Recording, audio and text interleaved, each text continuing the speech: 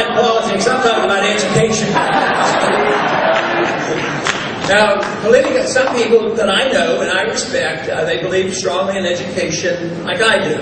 But they don't believe in political action. And I think that's okay too. But if you want to take intellectual material and an understanding and ideas, you eventually have to translate them into political action.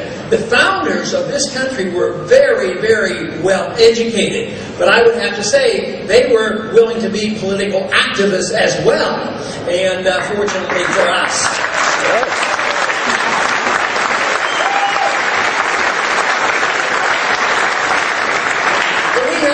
We have a long way to go, and certainly I've talked a lot about foreign policy, and we do need a new foreign policy. We need, it can be...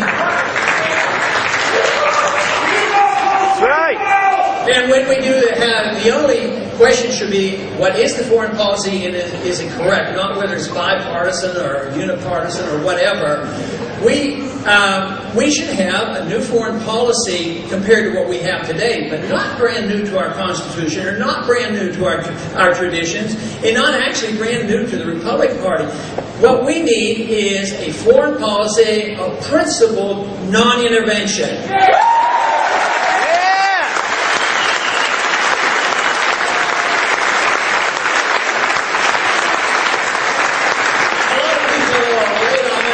Sure what that means, and some say, oh, that means isolationism. No, it means mind our own business. Yeah.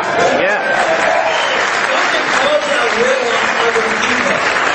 And it would also translate into bringing all the troops home, not only the Middle East, but Germany and Japan.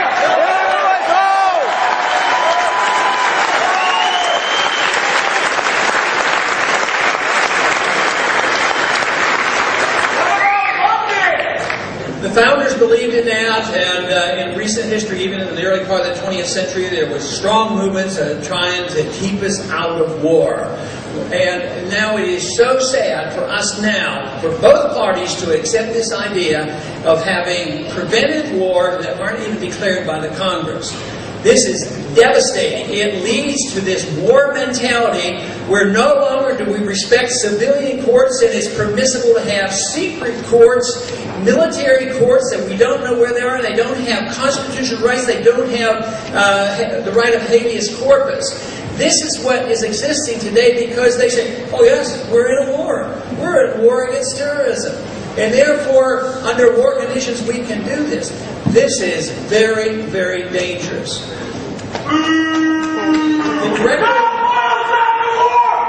The Director of Intelligence, Blair, the other day, a couple of weeks ago, was in a hearing, and the subject came up about what was our position on assassinations.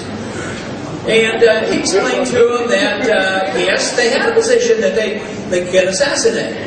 Only the bad guys, though. Oh. And it came out very clearly that we have now openly stated, even though they've been doing this in the past, openly stated that the American government has a policy of assassinating even American citizens. Without trial. But they have one way of determining which ones. If anybody is a threat.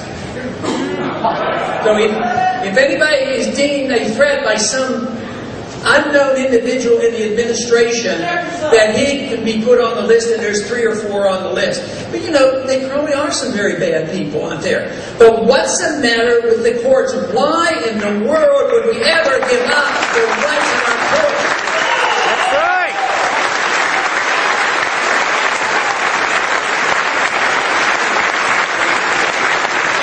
The principle of habeas corpus has been around for since 1215, and it has survived rather well. It took a long time to be established. The founders understood this, and it was a principle of natural law, and it influenced our Constitution.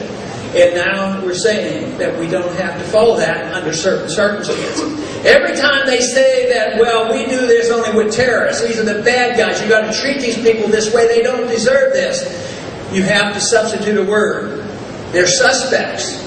Yes, they're suspects and they may well be bad, but you don't sacrifice a whole system just to get rid of one person quickly. What are they afraid of? Why don't they just, if they're bad people? We have had already 300 and some individuals tried in civilian courts that have been charged with criminal acts that they call terrorism, and they've been convicted and put in prison. Then all of a sudden now they want to institutionalize this.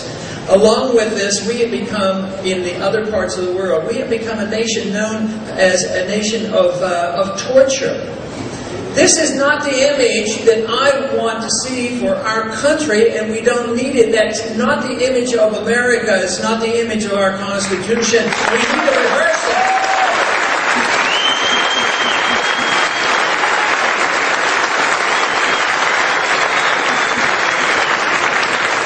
Those who charge us with saying that we're isolationists, that we don't, we want to isolate ourselves from the world.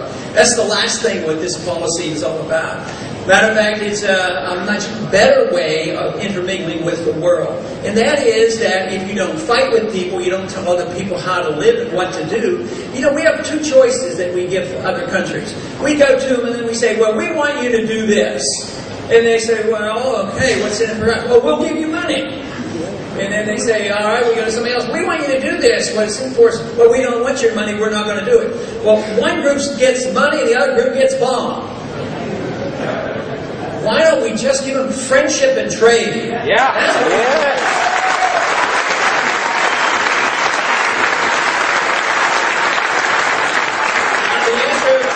The answer they'll give you is, well, no, these are terrible, terrible people. I mean, just think how horrible they are.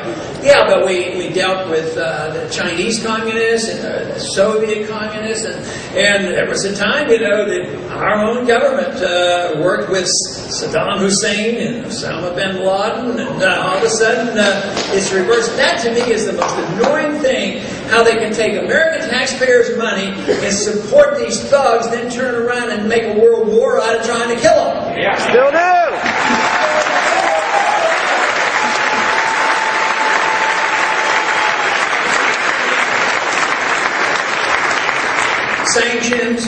Sanctions aren't worth it. Look how long we've had sanctions on Cuba. It's time we were allowed to go visit Cuba. Yeah!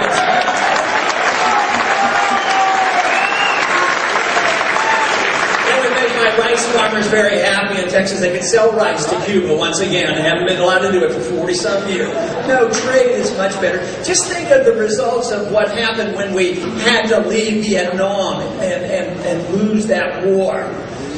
We were fighting over there, I was told, and sort of fell into the trap. I was in the service in the 60s thinking, oh yes, there's going to be the domino effect and the communists will take over the world if we don't stop them. Well, we did stop them, but they didn't take over the world. Guess what took over the world? A more westernized situation in the Far East. China now is capitalistic. They're our banker. The Vietnamese are very capitalistic minded, and we invest money over there and we trade with them. So just think of what was achieved in peace with Vietnam compared to what was lost in war with Vietnam. It makes no sense at all.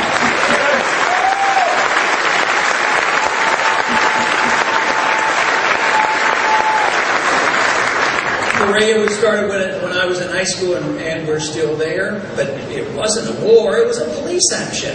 But lots of people die, and a lot of money is wasted, and it's perpetuated, and it doesn't come up with good results. So there is room in this revolution that is occurring that we make it clear that when we have our say, we're going to have a different foreign policy, and one that will protect America's liberties as well as our safety. Yeah.